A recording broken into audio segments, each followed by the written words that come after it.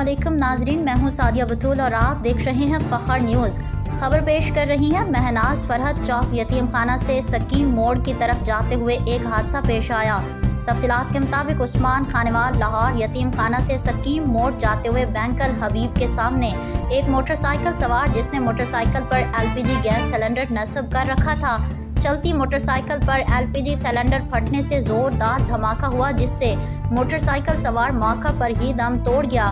Government को नाकिस cylinder तैयार करने वालों के खिलाफ कार्रवाई करनी चाहिए और मोटरसाइकिल कारों में पाबंदी के बावजूद क्यों सिलेंडर्स नस्ब किए जा रहे हैं, कोई पुरसाने हाल है हमारे माशरे का या फिर जिसकी लाठी उसकी भैंस का मसदाक काम कर रहा है। मजीद अपडेट के लिए देखते रहिए फ़ख्र न्यूज़ HD।